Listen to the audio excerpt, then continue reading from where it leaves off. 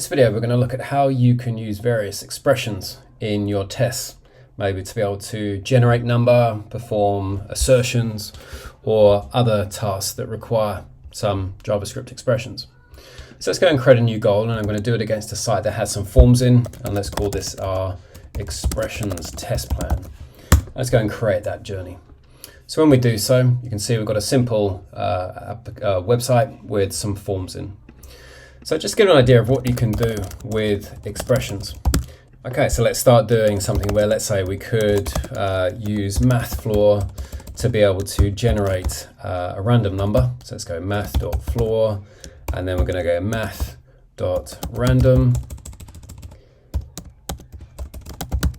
and then we're going to make that a number up to 100, and then we'll store that into a number.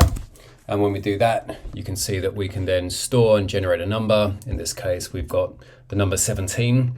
And then we could do that where we can now say write number in 42, for example. And then you can see on screen, we've just created a number using an expression and written it on screen. We could do things like generate a date, for example. So we could store a value where we could say we want to create a new date, and the brackets into date, and that will generate using JavaScript a new date to be able to generate the date for us. We could come in and we could then say we want to store the element text of, and we could use the inspect to be able to click on write input areas, and we could store that into the header, for example.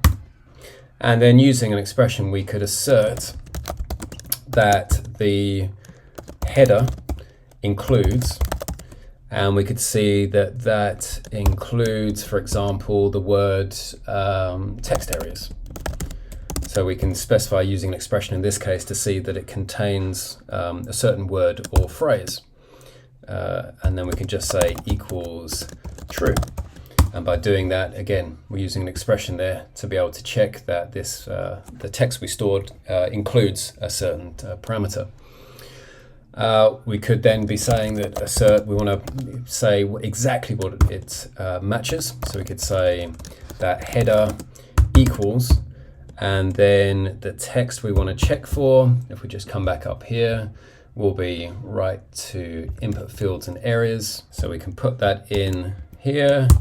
And then again, we can say that that equals true. And so we can just specify whether text is correct, in which case it is, it's gone green. We could do things like use regular expressions. So we could say store value, and we could put an email address, james.b@testy.com into email. And then we could do an assertion. So now we could assert that email matches, and we want to use a regular expression here. So we could put that in for a pattern, and then check that that matches a pattern, in this case, from a regular expression.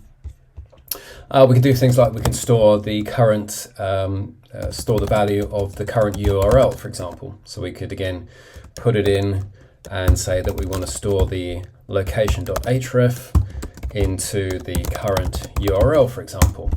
And by doing that, we can see that we can store, again, we've got the URL here.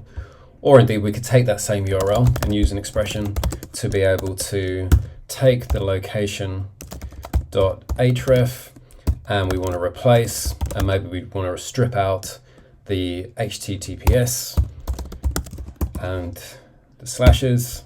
So we could do so, and we're going to replace that with nothing, and then close and store that in, let's say, stripped URL. So in this case, we can use an expression to be able to replace in that case. And we can see once done, then we end up with the URL without the HTTPS. So it's a good example of how you can be using expressions to be able to generate values, which then, whether you're writing them on the screen, whether you're using these to be able to assert and match between variables or text, for example, match on patterns, or do things with properties, including doing things like common functions like replace. Just gives an idea of the flexibility you have above and beyond the natural language in Virtuoso.